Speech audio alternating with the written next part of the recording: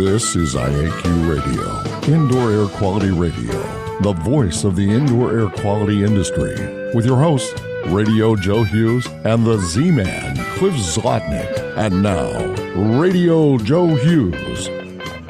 Good day and welcome to IAQ Radio Plus, episode 667. This week, we welcome back Mr. Brad Prezant to IAQ Radio. He's going to discuss assessing risk infection and air exchange. We'll also focus on different methods for doing this type of assessment, go over the pitfalls and benefits of different methods. We pre-recorded this last night, so Brad wouldn't have to get up at 3 a.m. and join us today, but we're going to be taking any questions and getting them back to Brad and letting you know what we find out if you have questions. Before we get started, let's thank our sponsors.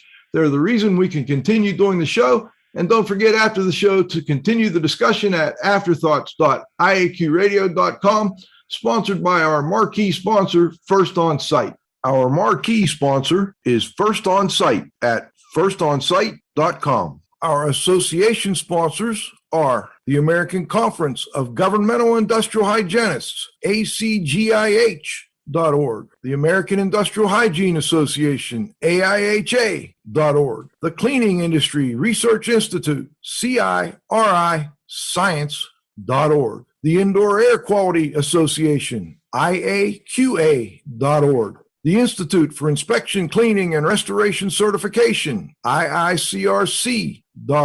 Industry sponsors are AEML Laboratories, AEMLINC.com, Particles Plus, ParticlesPlus.com, TSI Inc., TSI.com, Sunbelt Rentals, SunbeltRentals.com, April Air, April, AIRE.com, Healthy Indoors Magazine, HealthyIndoors.com.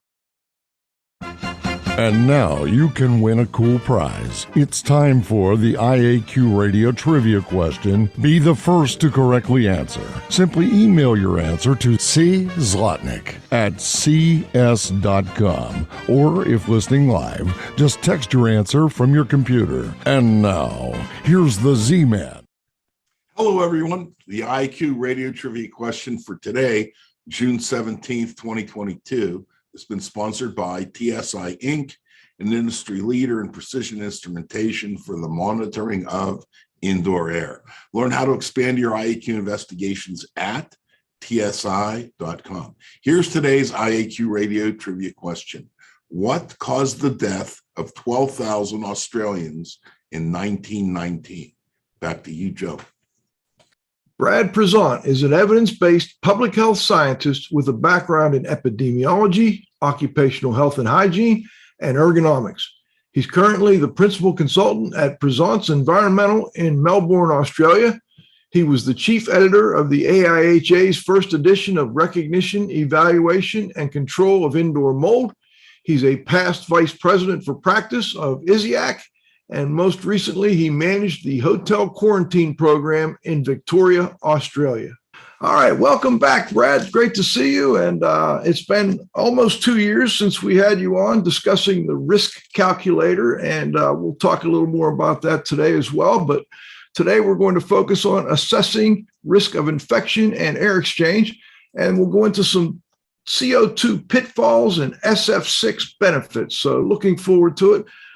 First, before we get started, or before we go into that, what's the status of things in Australia right now? How are infections coming along? Are you all in lockdown anymore? Give us a little update if you would. Well, I think like so many other places, the ability and willingness of people to continue what we call non-pharmaceutical interventions is becoming less and less. So we're not in lockdown. We haven't been in lockdown for a while, though here in Melbourne, we endured one of the longest lockdowns outside of China. And we could talk more about what's happening in Australia when we get to the slides. But like many other places, we have a new Omicron variant, BA5, coming on as a higher percentage of infections, and we may end up with another wave. We do have, in the first few months of this year, as many deaths from COVID as we did in the previous 2 years. So I think things have kind of quote unquote returned to normal.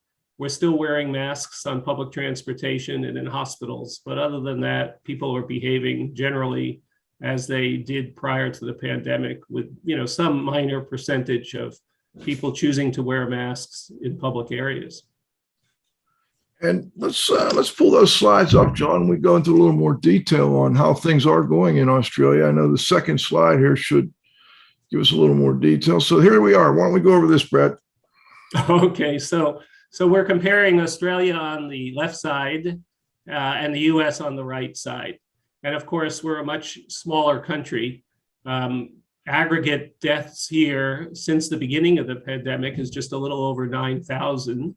And if you look on a population base, that's about 0.03, 0.04% mortality, about a tenth of what you experienced in the US, adjusted for the population size.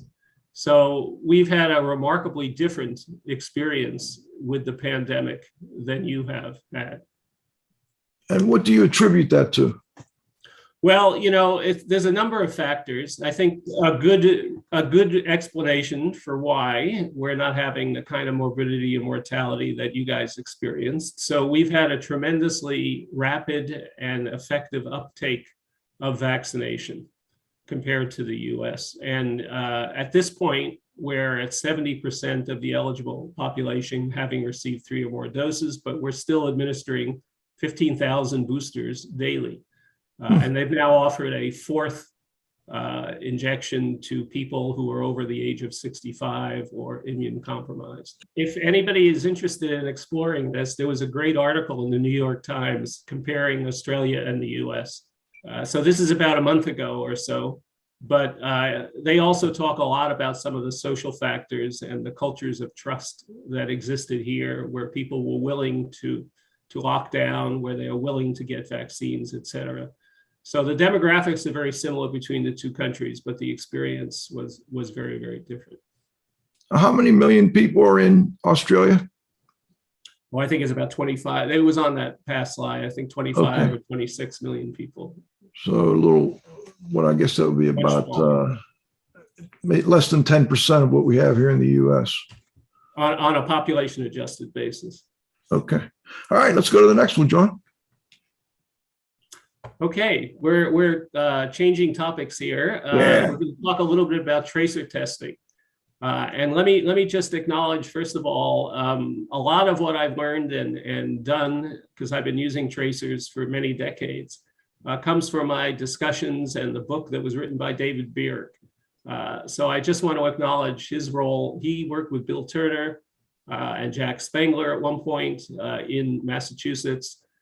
So I owe quite a bit to David in terms of understanding how these tracers can be used. And we'll talk about today what's tracer testing and how it's used.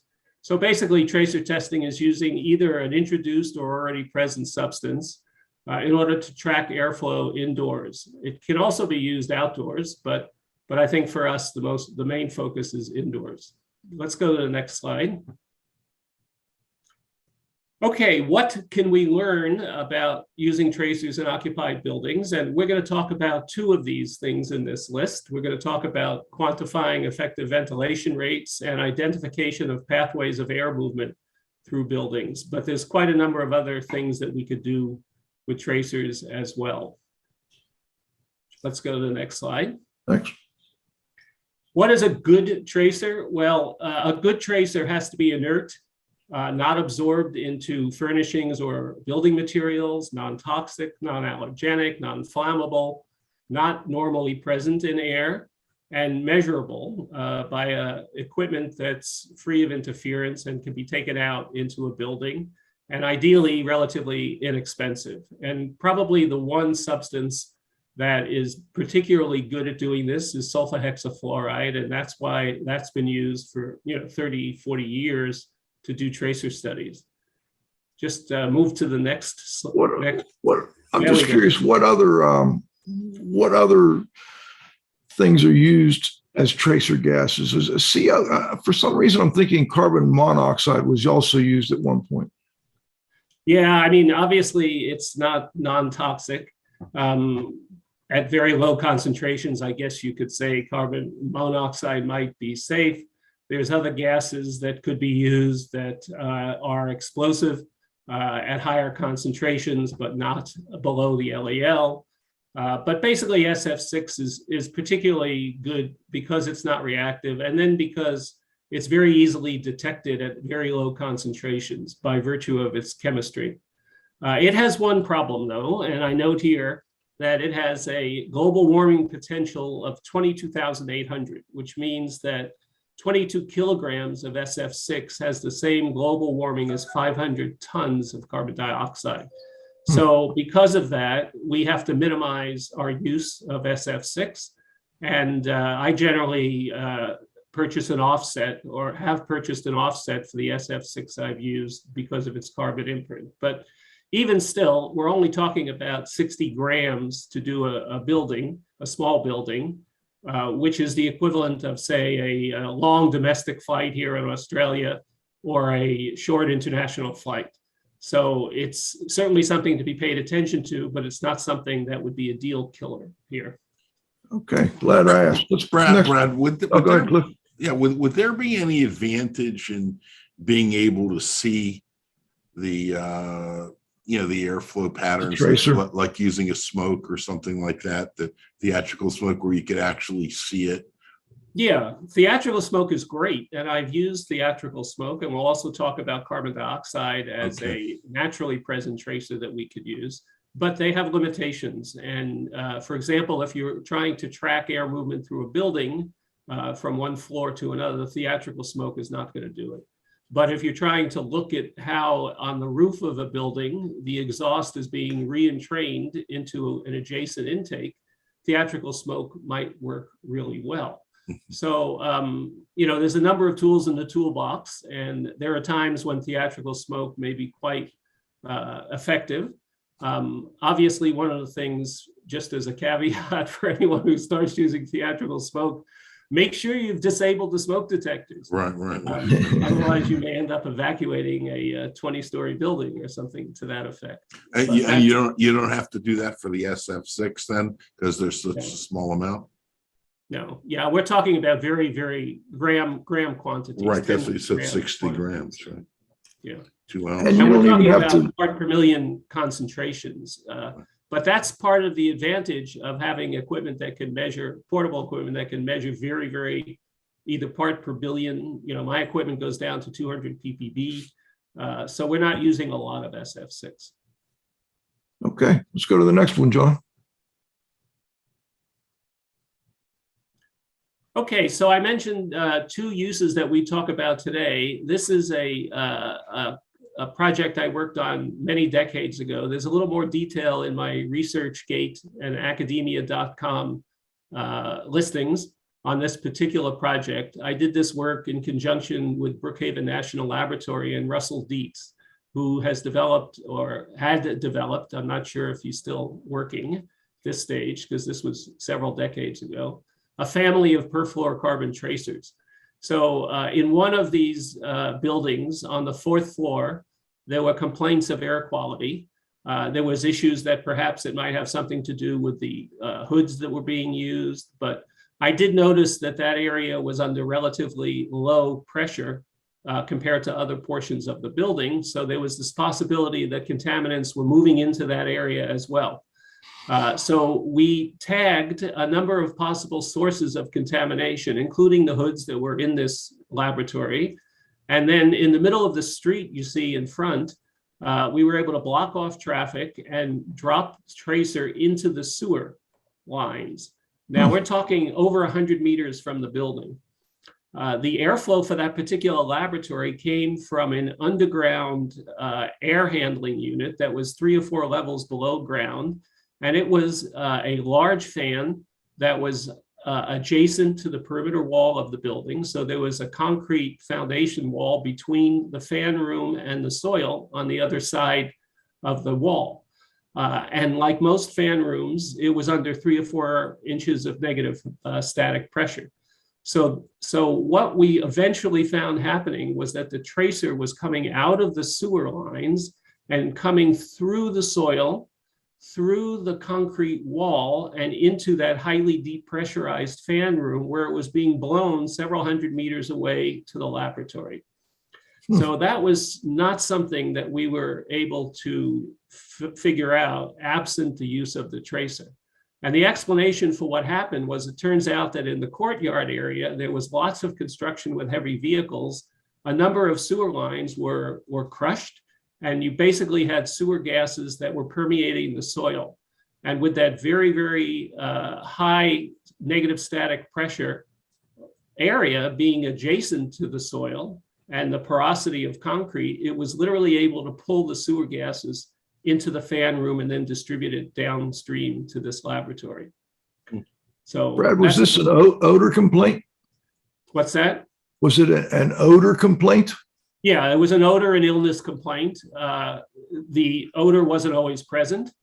People were getting ill. Occasionally somebody said it smelled stale or it smelled like rotting vegetables, but it wasn't a very explicit, we're smelling sewer gases thing. It was a perception at probably what would have been considered to be perceptible levels for odor thresholds. Interesting. Yeah, so that's an example of how we can track air movement through buildings. Next, John. So there's this, if we want to use tracer gases to quantify air changes per hour, there's basically three methods: constant decay method, a constant emission method, and a constant concentration method. In the decay method, we're measuring the decay of a tracer that's been released and the release has stopped, and we're watching it decay as the outdoor air replaces the indoor air. So we're watching that decay curve. A constant emission method is that we are controlling an emission in order to maintain a constant concentration. So we're actually not going to be talking about the latter two approaches. We're just going to talk today about a constant decay method, which is the easiest of the three to implement. And probably the most commonly used, would you say? Yeah, I think the latter two methods are much less commonly used. And the ASTM and ISO both have standard methods for single zone air exchange using tracer gas dilution. So this method is well established and has been around for quite a while. And you could access the either of these two standards. Okay. Let's do the next slide. Okay, so basically we release the tracer, we verify that a constant concentration has built up in a single zone, and then we track its decay over time. Next. And this is an example of the equipment that's used. I think one disadvantage of using SF6 versus, say, carbon dioxide is that we do require some specialized equipment. And there's a number of different technologies that can be used for measuring SF6, but I'm particularly fond of FTIR, Fourier transformed infrared spectroscopy, because it is both quick, sensitive, and precise. So this is the equipment that I've been using. What we have there is an FTIR spectrophotometer. And then if we go to the next slide, we've got, this is reading the entire IR band. And what you're looking at in the center of that, I think there may be a little circle that's going to appear. If you hit the next, there we go. That happens to be the carbon dioxide signal. But each of these signals for the different substances is very unique. So SF6, by virtue of the fact that it has 6 sulfur fluoride bonds, the vibration of that and absorption of infrared energy is very, very distinctive and strong. So detecting a particular gas in a complex mixture at low concentrations is a really good application for SF6 using FTIR. Right. Can we go back one slide for just a minute? The tanks, the bottles, is that where the SF6 is then? Yeah. There's a carrier gas that's used for the FTIR reference beam. And then there's SF6 is in a tank. And I happen to do both CO2 and SF6, and I'm hoping to publish a paper comparing the two. So you're actually looking at CO2 bottles there as well. But And a that large FT quantity of CO2 has to be used compared to how much SF6 we use. Okay. And the FTIR instrument, ballpark, I mean, are they a $5,000, $10,000, $50,000 piece of equipment? Yeah, that's another disadvantage. What you're looking at here is $120,000 Australian. Okay. So, you know, 5,000 for the cart and a couple of thousand for the computer and, you know, say 50,000 for the IR spectrophotometer. And then we'll talk about that other instrument. Move on to the next slides and I'll show you what the other instrument is doing. Here we go. Okay, so the other instrument is a multi-point sampler. So it enables us to run 1/4-inch nylon tubing to 8 different locations within the building and have all those samples being continuously drawn into the multi-point sampler and then sequentially presented to the FTIR. So because one of the first criteria for doing a single zone tracer study is to establish an even concentration throughout the building, that enables us to verify that the criteria for the tests have been established and then track the decay in 8 different locations simultaneously. So that's another element. That's not as expensive. That's maybe a $10,000 instrument, but nonetheless, that's computer controlled, and the whole thing has to have valves turning on and off, and you know, sample streams diverted to the detector, and the detector flushed, and on and on. So that's what's happening there. Interesting. This is what you get out of that analysis, and what you see is the tracer having been released on the left-hand side and varying concentrations throughout the building. And as the air circulates, basically the concentration equilibrates throughout the entire building. And in here, it looks like it equilibrated somewhere around 2 parts per million of SF6. At that point, we could actually begin the decay calculations, or at least we could watch the decay occur. And you can see kind of a little bit of a drop on the concentration as we are to the right of that orange square. Let's go to the next slide. And this is an example of the concentration decay that's occurring in a school building with the windows closed. And you can see the vast drop. Let's go to the next slide. It looks like it's quick, huh? Yeah, at that point there, the windows were opened and we have a much quicker drop of the concentration of SF6. Let's go to the next one. So now what we've got is, if we take the natural logarithm of the concentration of SF6 on the y-axis, and on the x-axis, if we plot hours, time in hours, we're going to get a curve, which is the logarithmic equivalent of the exponential decay curve that you would normally see when you looked at the actual values of SF6. So this is the natural log of the values plotted against time, and we end up with a straight line. And that's an exponential decay. And the slope of that line is the unitless quantity that we call air changes per hour. So for this particular situation, you could see that there's a really good correspondence between the theoretical straight line and the actual measured values. So the air exchange during this particular test in classroom 7 was 0.34 air changes per hour. Next. Okay, so why are we bothering to measure air exchange? That's the question here. And this gets back to the risk calculator that I presented a year and a half ago, whatever.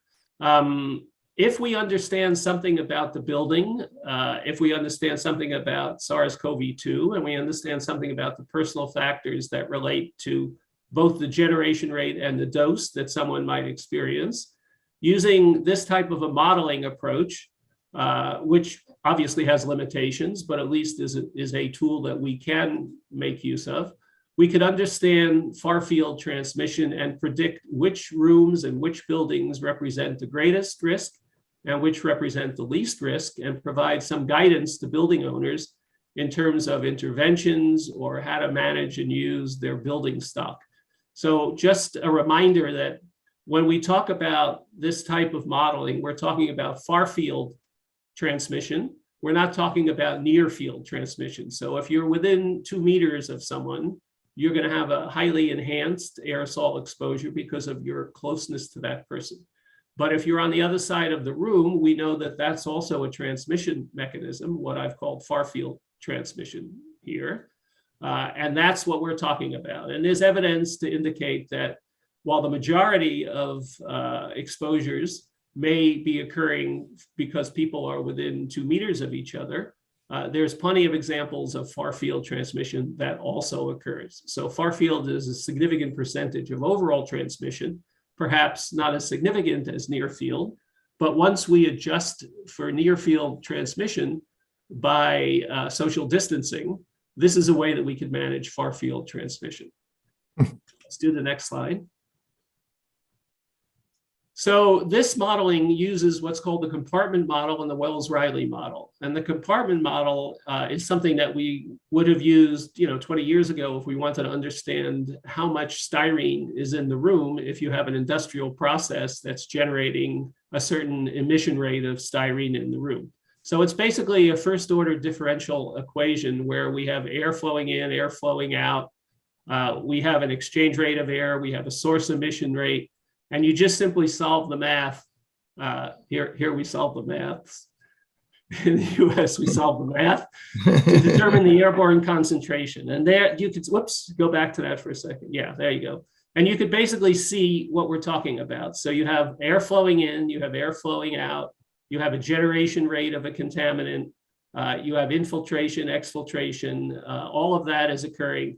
And you solve the math here and you end up with the concentration, the average concentration in the air of the space. So that's the compartment model. Okay, let's move on. The Wells-Riley infection model basically takes the airborne concentration, factors in time and breathing rate to derive an exposure to an individual in the far field, and then calculates a percentage likelihood of infection. And all of this is based on a source emission rate that's measured in quanta per hour. And a quanta is defined as the amount of infective material that would cause disease in 63% of exposed persons. So this Wells-Riley equation is several decades old. It dates back to the 50s. But it would hold for a number of different types of airborne organisms, from measles to SARS-CoV-1 to SARS-CoV-2 or whatever. So this enables us to understand something about the risk if we know the airborne concentration, which of course we've calculated using the compartment model. Interesting. Next. So how do we combine all of this? And I'm pulling from a spreadsheet model that was developed, I think, going back to March or April of 2020 from Jose Jimenez and his colleagues at the University of Colorado in Boulder. And you can see the address there, tinyurl.com/COVID estimator. This is a free risk estimator. It was one of the first ones that was out there. And because it's a spreadsheet-based estimator, it isn't something you would just simply hand the building owner. You have to understand quite a bit of the assumptions built in to use it. But basically, it incorporates building factors, time, and virus characteristics, as you can see here. You input the size of the room, which creates its volume. And you can see it's 275 cubic meters. You input the duration of event, 3 hours. You input the ventilation, the decay rate of the virus, and the deposition to surfaces. And the 0.63 and 0.24 come out of the literature. Some of the work that Buonono did in Italy at a Professor Borowska's group and others, that these are kind of consensus values and really have to do more with the particle physics than the virus per se. And then if we go to the next slide, you input the breathing rate, which could vary based on activity. So if you're in a gym class, this might change from people sitting at rest, or it might change for children versus adults. 0.26 is the child breathing rate, 0.52 would be the adult breathing rate, cubic meters per hour. And then you need to establish the quanta exhalation rate. How many quanta per hour are being emitted? And with the variance, this is going to need to be adjusted, because what we've seen is that as the virus mutates, it becomes more infectious, which means that the quanta goes up. So in this case, they have a little, that line 53, enhancement due to variance, is going to simply multiply the quanta exhalation rate to whatever the current variant might be it BA2 or BA5 or whatever, the original Wuhan variant. And then we could add in the use of PPE or something like that to one of these calculators. Brad, real quick question.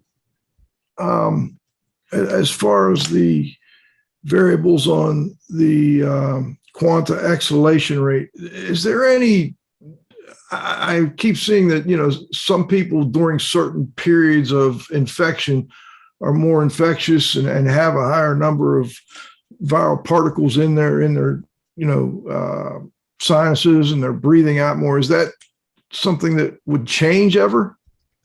Yeah, this is a really important issue that you've brought up. And that is that there is 2 to 3 to maybe 4 orders of magnitude difference in the quanta that you might inhale versus what I might exhale,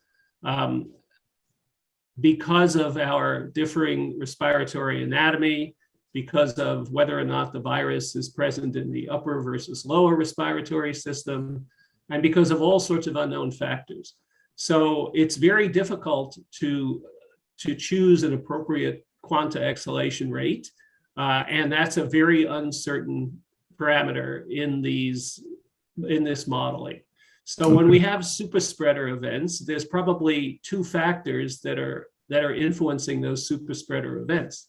One is that there may be particularly disadvantageous environmental conditions, a very small room, very poor air exchange, or there could be someone who is exhaling infective material orders of magnitude more efficiently than some other person. So there's personal characteristics that come into play having to do with your particular infection, as well as your behaviors. Obviously, if you're singing, you're emitting more respiratory particulate than if you're simply sitting and breathing and studying or whatever. But even then, there's vast differences from one individual to another. And I think you have a copy of the school's brochure that I authored for AIHA, which is the ASHRAE equivalent here in Australia. And it has a chart that shows the variation from one person to another that was measured in terms of particle exhalation for particular particle sizes. So this is an extremely uncertain measure in this modeling. Okay. Next. So once you put those inputs in pertaining to the person, the building, and the characteristics of the virus, you end up with a probability of infection, given one infected person and one susceptible person in the room. So there's generally a lack of understanding that your risk of infection is the same regardless of how many other people are in the room if one person is infected. So if you have two circumstances, one with 20 people in the room, you and 19 others, and one of those persons is infected and you're in the far field, your risk of infection is completely independent of the other 18 non-infected persons who are with you in the room. So for example, if there's just 2 of you in the room, okay, an infected person and a susceptible person, and you're not close to each other, you're in the far field, your risk of infection is just the same as if there was 17 other people in the room with you or 18 other people. So this is one of the reasons why when we talk about ventilation strategies in buildings, and we talk about something like a VAV strategy, where when the room is lightly occupied, the total flow drops down to 20% of maximum. This is why that type of strategy has been recommended to be disabled during the pandemic. because the only thing that is important when it comes to crowding is the probability that you're going to have someone present who's infected or having more than one person present who's infected, which is a function of the prevalence in the community. So that's a bit of a tough concept for people to understand. So while it's true, the message that crowding is of concern, it doesn't mean that it's okay if there's just two of you in a room, if that one person is infected, if that makes sense. Yes, absolutely. Yeah. Okay. So the value of all of this, just go back for a second there. The value of all of this is to be able to understand and communicate the risk that a particular space has versus another. And even though the modeling has all sorts of inaccuracies built into it, it will give at least a rank order. If you have a series of rooms or buildings, it'll give you a sense of the rank order of risk of transmission between them. So for a building owner or manager, they could understand and you can communicate this to them. And perhaps they could prioritize any corrective interventions, whether it be additional ventilation or air cleaners. Which rooms do you put the air cleaners in? Whether it be upper room germicidal irradiation, UVGI, with say far field UV or something like that. If this could help them understand and prioritize their buildings and rooms. Okay, interesting. Our marquee sponsor is First On Site, your trusted full-service disaster recovery and property restoration company at firstonsite.com. Association sponsors are ACGIH, Advancing Careers of Professionals in Environmental Health, Industrial Hygiene, and Safety, interested in defining their science. ACGIH.org. AIHA, Healthy Workplaces, A Healthier World. AIHA.org. The Cleaning Industry Research Institute. See more deeply through science and research. CIRI science.org. The Indoor Air Quality Association, IAQA.org. The IICRC, a nonprofit standards development and certifying body for the cleaning and restoration industry, IICRC.org. Industry sponsors are AEML Laboratories, free shipping, great pricing, same-day results with no rush fee, AEMLinc.com. Particles Plus, feature-rich particle counters and air quality instrumentation. Count on us, particlesplus.com. TSI Inc., an industry leader in precision instrumentation for monitoring indoor air. Learn how to expand your IAQ investigations, tsi.com. Sunbelt Rentals, availability, reliability, and ease for all your IAQ and restoration needs at sunbeltrentals.com. April Air, healthy home, April, AIRE.com. And Healthy Indoors Magazine, a free online magazine for industry professionals and consumers, healthyindoors.com. So now one of the inputs that we need to put into the model is the building factors, and we need to put in the air changes per hour. So it's very easy to do the building dimensions with a laser measure. You can go in and see the length, width, and ceiling height. But what do you put in terms of ventilation air changes per hour? This is a problem. That's this figure here in the model. So basically, you have to put in the air changes per hour into the model in order to get the concentration, the average concentration in the air. So there's basically three ways you could measure air exchange. One is you could actually go in with a flow hood or something like that and measure the airflow coming in. Or you can depend upon the commissioning data for the building, the design criteria. Another would be trying to use carbon dioxide to infer the air changes per hour. And a third is to do the testing with the tracer that I discussed earlier. Brad, if we go back for just a minute, let's go back 2 slides, John. Here. I noticed there is not a variable for the level of filtration within the mechanical system. Is that something that's just too hard to include in this?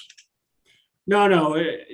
First of all, this is one model, and there's probably 20 or 30 of them out there. Okay. This model and others can be adapted to include recirculation and filtration, or it could be what you see is that line 31, additional control measures.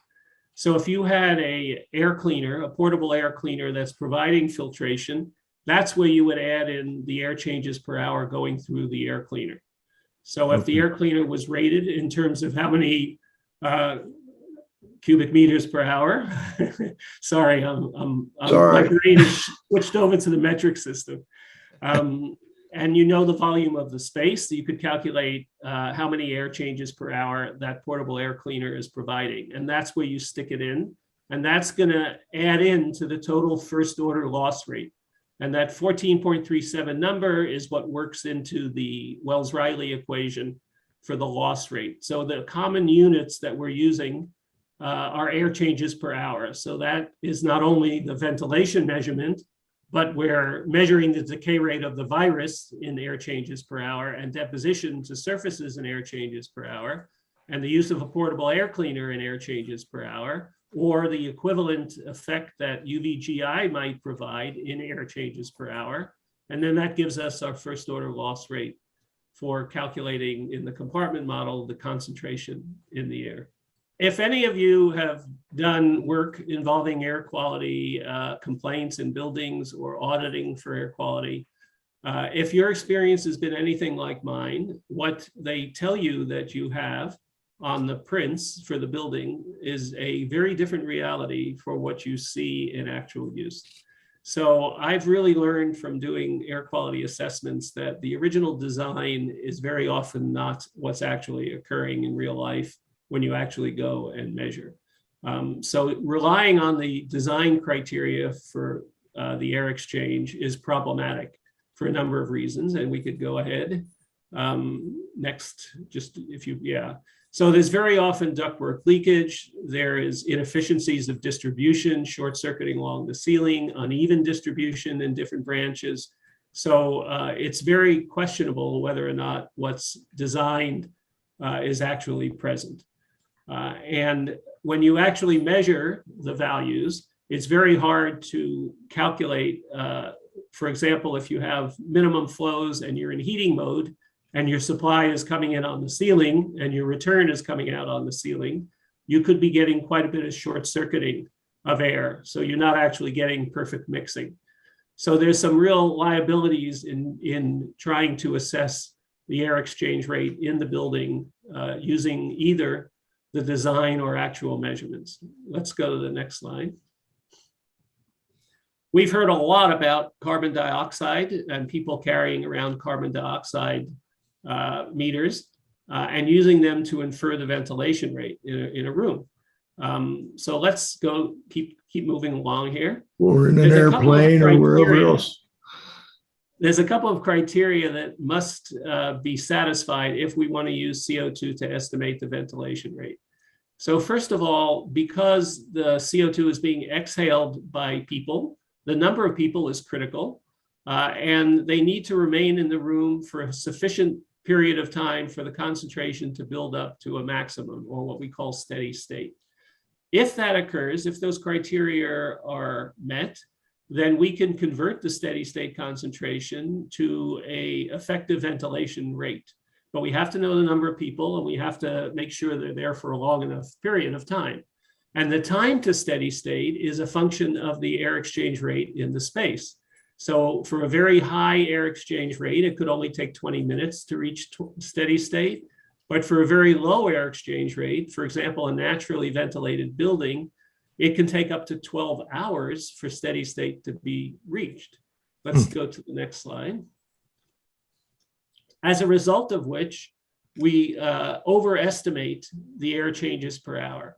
So this is a drawing that I took from one or adapted from one in David Beard's book, which I'm not sure if you could get a copy of it. It's called Indoor Air Quality and HVAC Systems, and it was published about 20 years ago. It's a great resource.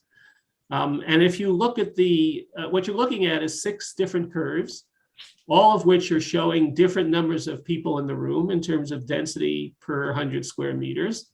And if you look at time equal to 1 hour, for example, you'll see that for each of these different densities, the CO2 concentration is going to be different. And that's obviously intuitive. There's more people, more exhaled CO2, you're going to get different levels of CO2. In all of these cases, the air exchange has been fixed at 0.37 air changes per hour. So for the first, let's push to the next slide.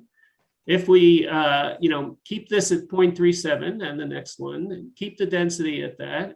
If we use some type of a criteria like 800 part per million as being a safe ventilation level, then you could see that if we measure at 1 hour, all of these different densities of people, would end up being, we would think that this is a well-ventilated building. Even though with the highest density, the peak concentration of CO2 is 1100, if we don't wait for 4 or 5 or 6 hours, we're not going to know that that level that we measure at 1 hour of 700 parts per million, we're not going to realize that that peak level isn't going to be reached for a number of hours. So this is why it's important to understand how to use CO2 and the limitations in trying to apply it to decision-making pertaining to ventilation. Now we can go to the next slide. So it turns out that the ventilation rate times the time is going to equal 3.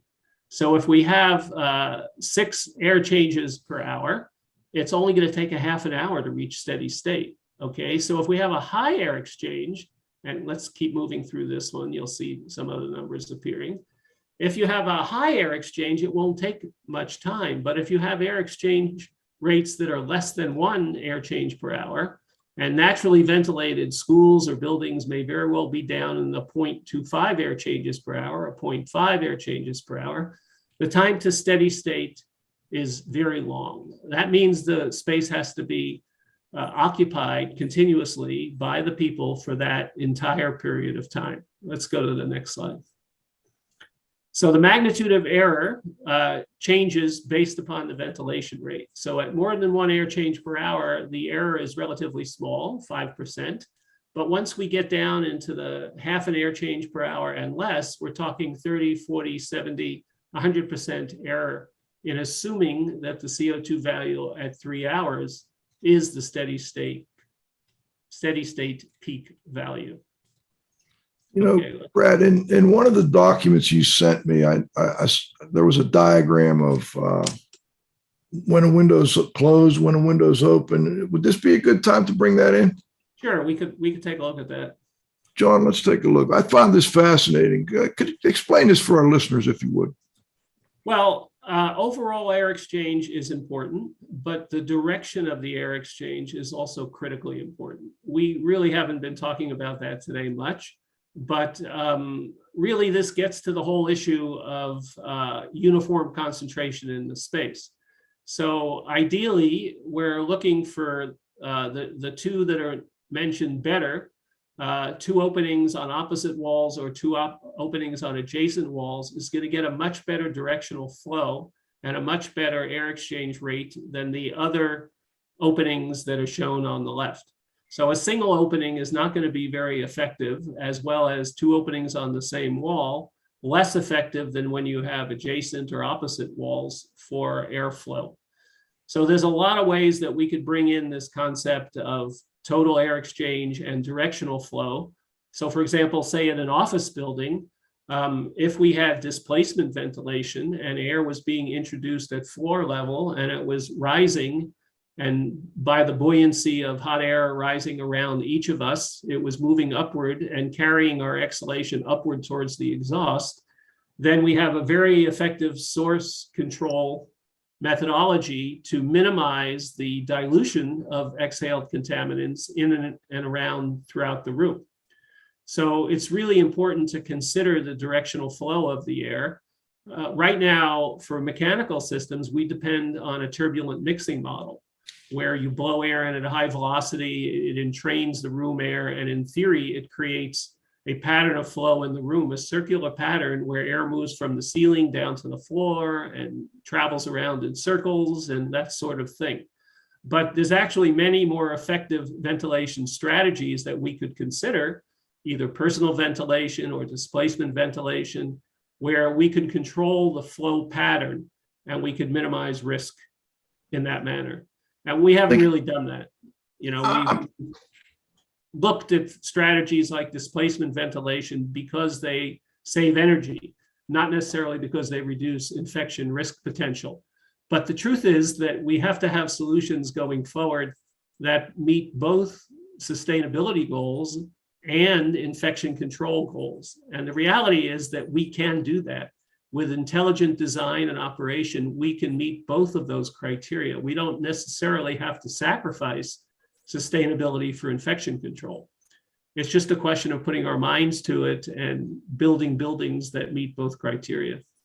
Now, we're dealing a lot with existing buildings and existing schools. I'm thinking you're almost never going to have two openings on opposite walls. However, you will have a hallway on the opposite wall. Would it make sense to open a window and the door? Well, it could. For example, if you talk about strategies for improving air exchange in a building, let's say you had the ability to create additional exhaust ventilation in the hallway. In other words, depressurize the hallway, either because you add in a fan or you modify existing ventilation infrastructure or whatever, or you convert a clear story type window or something like that to an exhaust. If you then depressurize the hallway and you open up a window, you are going to get that kind of flow. So working with a particular building, there may be strategies where you can make use of that kind of an approach. I just found this to be a really interesting and clear and easy to understand diagram. So I appreciate you bringing that up and sending it to me. Let's go back to the slides, John. Okay, so this is an actual tracing of a classroom here in Australia. Varying occupancy screws up CO2 levels. So the gray line is the occupancy pattern.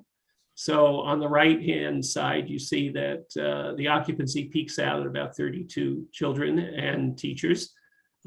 They come in for a short period of time, like homeroom at the beginning of the day, and then all the kids leave, and the only people remaining are 2 teachers. And that's why that gray line doesn't reach 0, it stops at 2.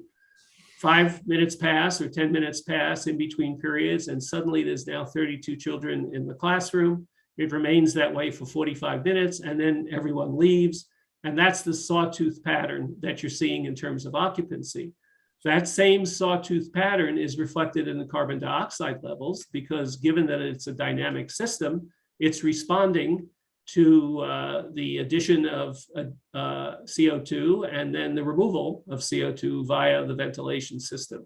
So we never see the peak levels of CO2 here.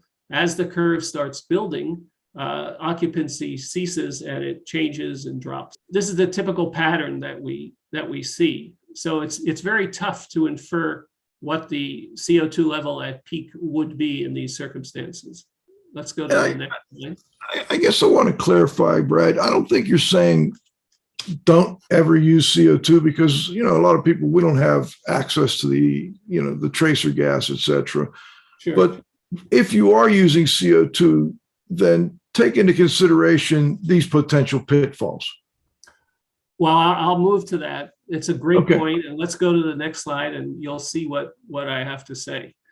So yes, use CO2. If you walk into that room and the CO2 level is 1,000 or 1,500 or 2,500 or whatever, that is what I'm calling a true positive. For sure, we have poor ventilation in that room for the given occupancy. So assuming the room isn't stuffed with 60 people when there should only be a typical occupancy of 30, okay, if you walk into a room and it's very high, you know that it's a true positive. The issue comes when we have moderate CO2 levels that are actually false negatives. Because if we haven't had the occupancy there for a long enough period to reach a high level, like you saw in the chart, then we might think that it's a safe environment to be in because the levels are less than 800, even though the air exchange is relatively low. The issue is you didn't have full occupancy when you measured it, or you didn't wait long enough. So there's no problem with the true positive. And a CO2 meter is a great tool for that. It's these false negatives that's the issue. Interesting. Okay. Now I'm understanding this better. All right, here's some others. So once we have this value, then we can input it into the equation and we can understand what's going on. Let's go to the next slide. So here's some actual data from a classroom, and this is the data you saw earlier in terms of the tracing. So there's 3 classrooms, 2 office areas, and the air changes per hour was measured with the windows closed and then with the windows open. And the first thing you might notice is that with the windows closed, the air exchange in the classroom is all less than 1 air change per hour. So this is as a result of natural infiltration and exfiltration. So it ranges from 0.29 to 0.77 air changes per hour, and also less than 1 air change per hour in the 2 offices and staff rooms. This is really typical of a naturally ventilated building with the windows closed. So based on how tight the building is, this could be as low as 0.1 air changes per hour, or it could be 1.0 air changes per hour for a leaky building. But you can see that those are very low levels of air exchange. What's dramatic is how the air changes per hour increase with the windows open. And I'm thinking these numbers are just estimates because the air flow through the room is so fast that the concentration of tracer drops so rapidly, I often only have 2 or 3 data points with which to draw the curve. So these are kind of rough estimates of what the air changes per hour are with the windows open, but you could see the dramatic difference in air changes per hour from 0.29 to 13.5 is dramatic. But only in 2 of the 3 rooms. What happened with that classroom number 3, Brad? Yeah, you see, this is very interesting. And what happened with that classroom 3 is that when the windows were opened in all 3 classrooms, because of the prevailing wind, because of the configuration of the rooms, because of the types and size and number of windows, the air from classrooms 1 and 2 moved through classroom 3 to exit the building. Okay.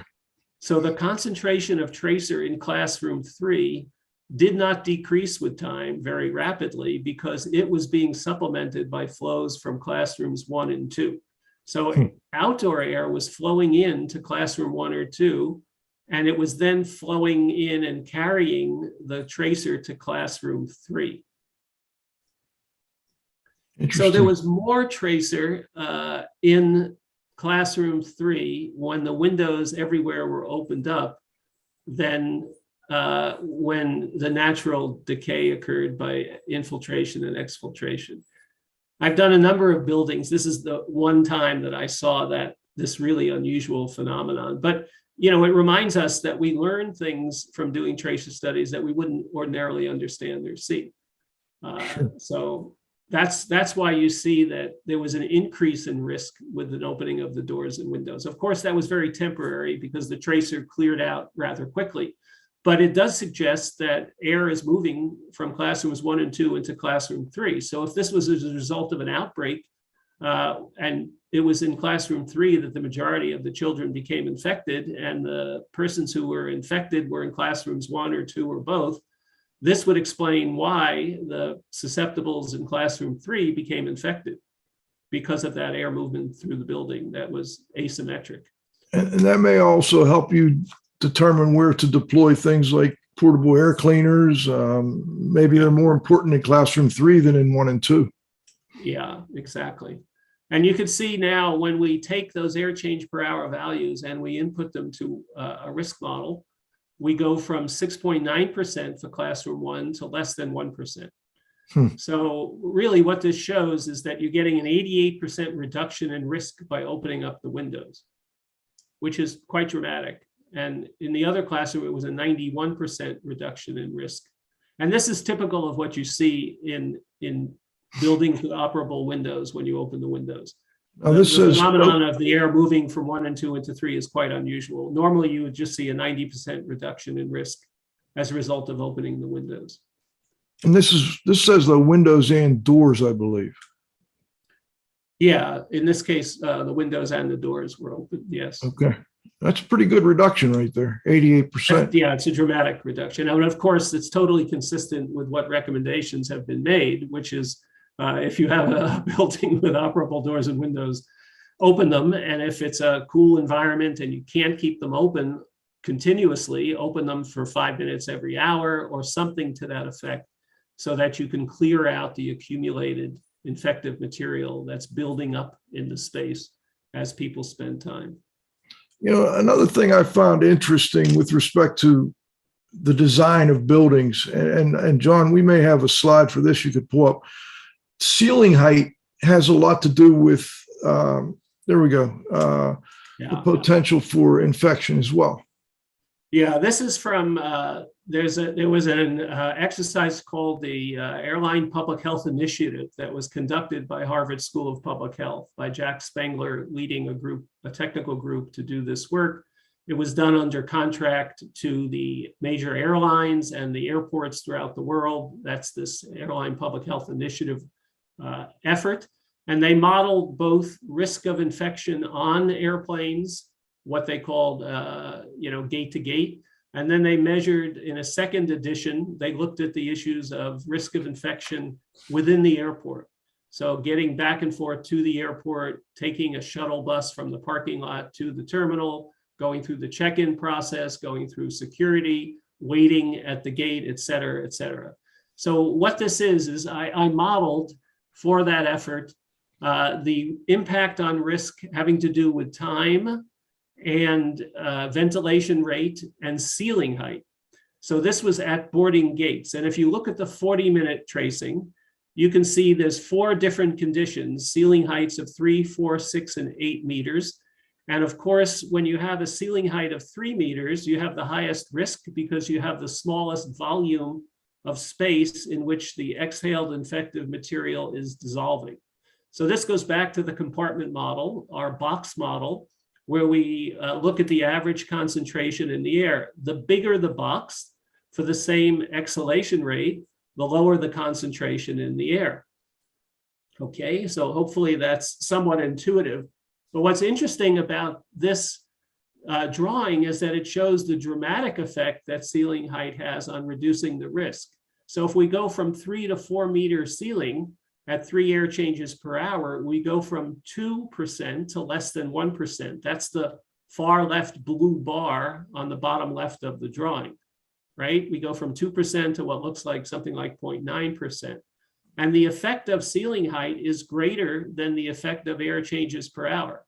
So if you're in a situation with a 3 meter ceiling and you went all the way from 3 air changes per hour to 6 air changes per hour, a doubling of the exchange rate, you're going from 2% risk to 1.4%.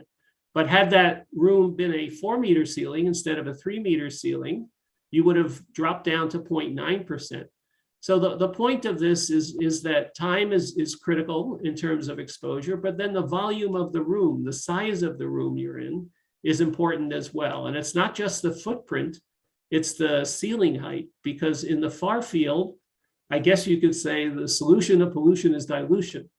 So with a much larger volume to dilute that exhaled air in, the concentration is much lower in the far field and the risk of infection is much lower. So I think it's important to appreciate that ceiling height plays an enormous role in the risk of infection. And if you're choosing between rooms or environments which to occupy, or you're concerned about your personal risk and you're deciding which restaurant to go eat at, going to one that has a very high ceiling is going to be way more protective. You know, this slide has just changed the design of the new gym we're putting in at the lodge up the road. I'm going to, right now they have drop ceilings and it's only about an 8-foot ceiling. Well, right. There's 4 feet up there. I'm going to figure out a way where we can drop that ceiling maybe a foot instead of 4 feet. And during the remodeling, that will happen because, we're in a gym. That's where you get a lot of exhalation. People are working out. There's sometimes crowded. And I'm trying to figure out ways to keep it safe. And this really struck home with me. Thank you. Well, I mean, there's a couple of other things you could do too. With a high ceiling, you could use something like UVGI so that the air floating around the gym is spending a significant amount of time at that upper room area being irradiated with germicidal UV. Mm-hmm. That would be another thing you can do. And you could try and create a flow pattern where you introduce the air perhaps at floor level near where people are actively exercising, and removing it at ceiling level and trying to create, rather than a turbulent mixing model, a linear flow of air. And then even better would be if you had the exhausts somewhere very close to where the person is exhaling, because we know from occupational hygiene, okay, that capturing a contaminant at its source is always better than waiting until it dilutes throughout the room. So any type of an exhaust system that captures exhalation at its source would be ideal. Now, the other thing I'll be able to do is open the doors into the hallway, which normally I would probably tell people keep them closed. We do have operable windows. We'll open the windows, we'll open the doors, we'll get the ceiling up higher. And even when we're not using, because there's going to be times when we don't need any real mechanical system running, we'll probably have some mini splits in there, but very interesting. There's a couple quick, easy things that we can do, and that I think will be very helpful. Okay, so just to kind of summarize some of the things that we talked about, I do want to also mention that although CO2 spot measurements may not be very reliable in terms of understanding the air changes per hour, we can also use CO2 as a tracer gas using the decay method. So if you could empty the building very quickly at the end of the day, then you could look at the decay of CO2 in the building and do the exact same calculations that we did with SF6. So the trick is getting everyone out of the building at the same time and not having a lot of people remaining in the building generating CO2. So let's say that the building as a whole has a uniform concentration of CO2, which you can test for, and it's suddenly emptied out and there's no one in it. By measuring the decay of CO2, we could do the same calculations that I showed you, where we do the log transformation. In that case, we would do the difference between the measured CO2 and the outdoor air CO2. That would be our y-axis, the log of that value.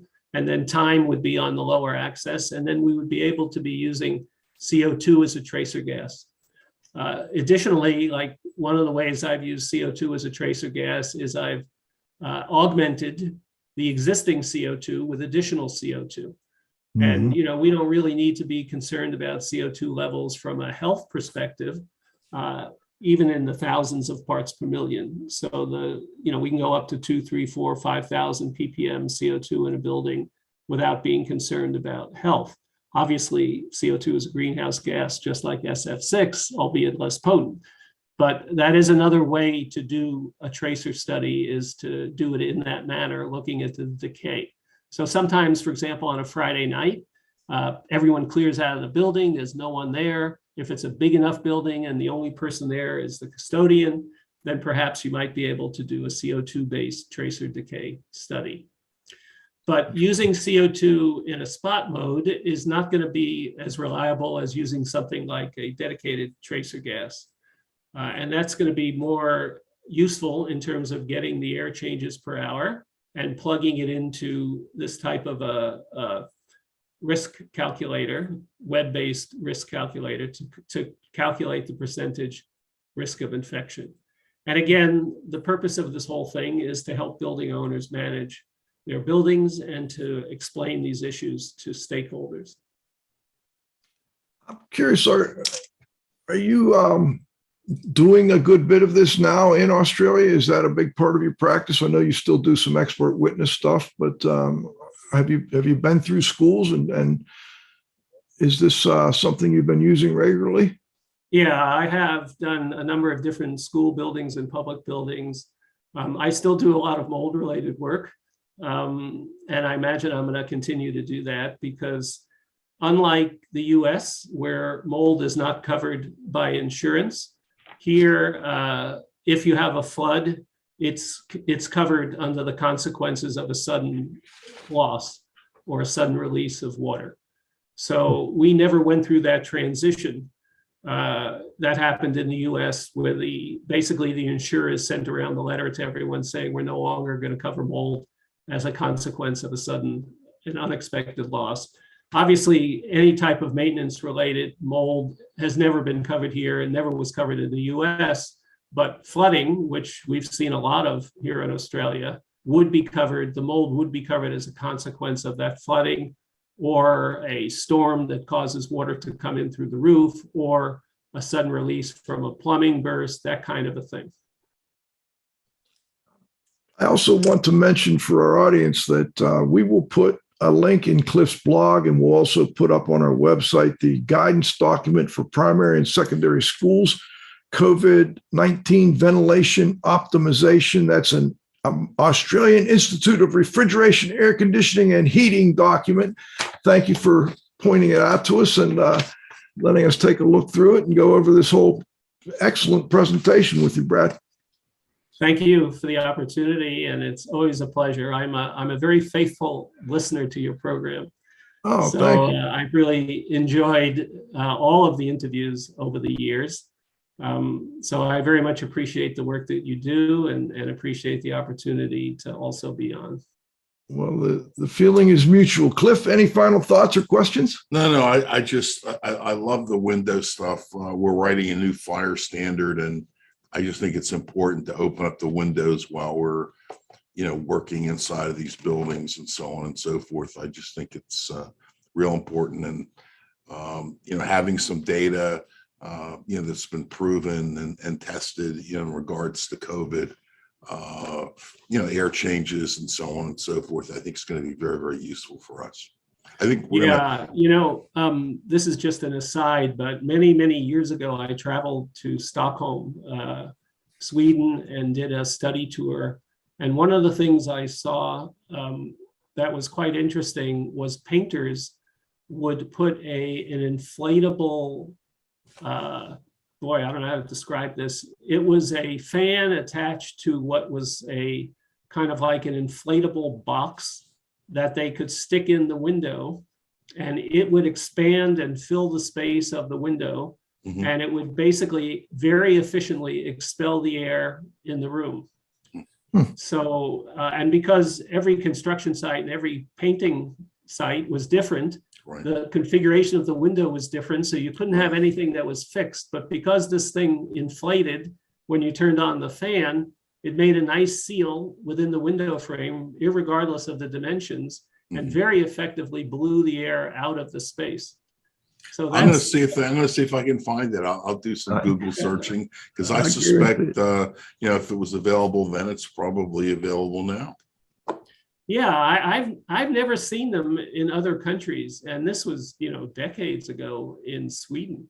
Mm-hmm. But it seemed to me such a ridiculously simple and effective way to remove the solvent vapors that they were generating and take it from job to job and job. So rather than try and jury rig a fan in the window or use cardboard and duct tape or whatever, this was incredibly swift to put up and demobilize and extremely effective.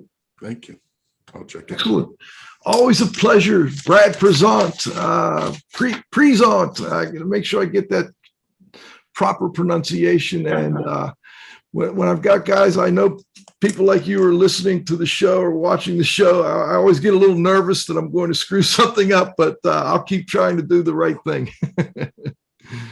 It's great to have you, and please, we'll definitely be back in touch. And by the way, I'm sure we'll get some questions from listeners. We'll forward them on to you, and then hopefully we'll see you again here in another couple of years.